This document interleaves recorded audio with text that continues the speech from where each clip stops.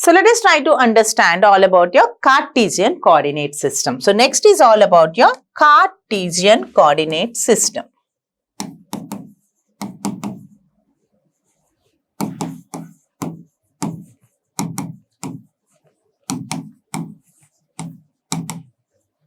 So what is a Cartesian coordinate system, children?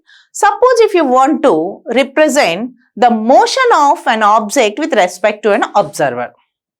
The motion of an object with respect to an observer. Then you need to represent the whole by taking three coordinate systems. One is x-axis, the other is y-axis, and one more is all about your z-axis.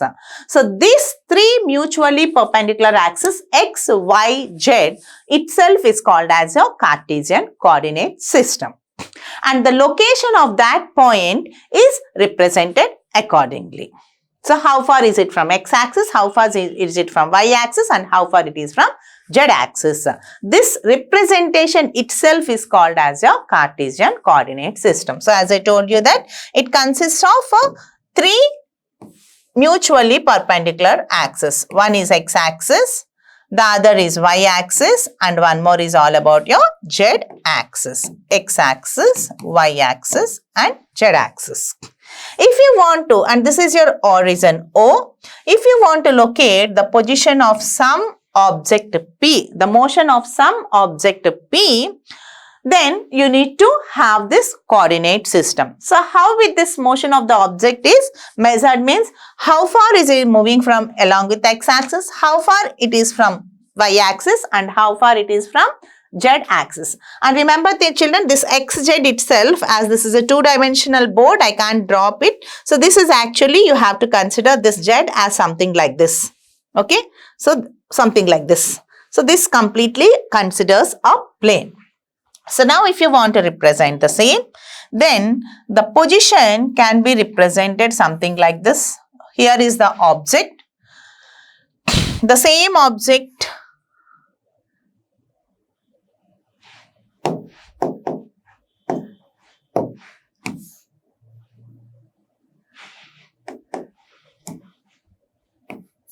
yes.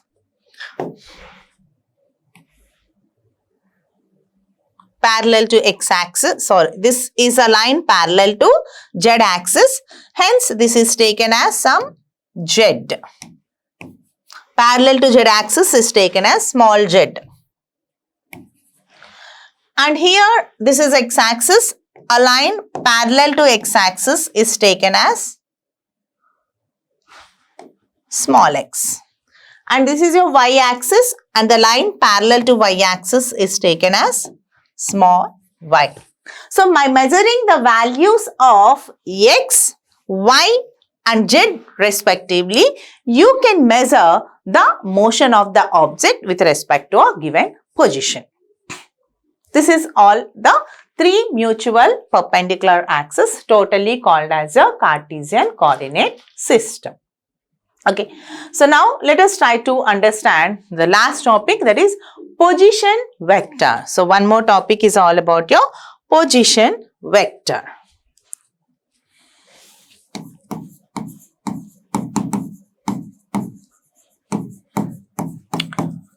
In the same Cartesian coordinate system,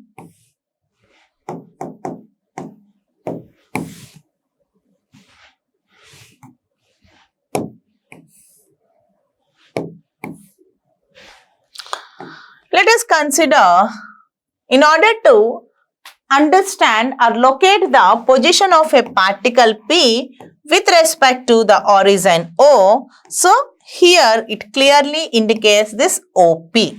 From O to P itself indicates the position of the particle.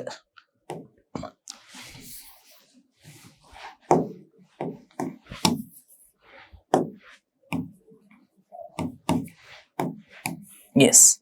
This OP indicates the position of the particle. Let us represent its magnitude. That vector itself as R bar. R bar indicates the value of the position vector. How far it is from O. So it is represented as R bar is nothing but position vector R bar is equals to OP bar. So very clearly it is some distance away from x-axis. Okay. some distance away from y-axis and some distance away from z-axis. All together it can be represented as shown. So how it can be represented, children?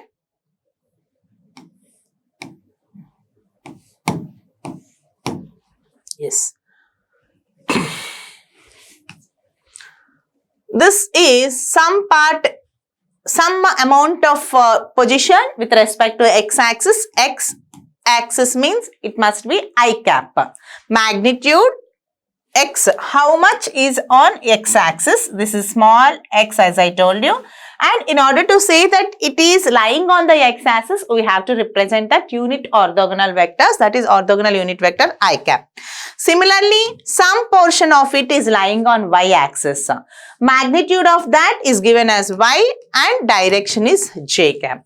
Similarly, some portion of that is lying on z-axis. So, z-axis, in order to indicate z-axis, we represent it k cap, and how much means magnitude indicated by z cap.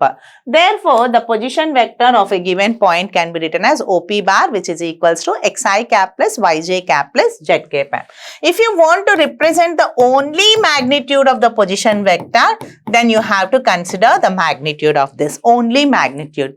So, magnitude of these vectors is equals to square root of coefficient squares. Root over z square plus y square plus z square gives the magnitude of the given position vector. So, using these concepts that we have learned till now, let us try to solve few numericals based on these types of vectors.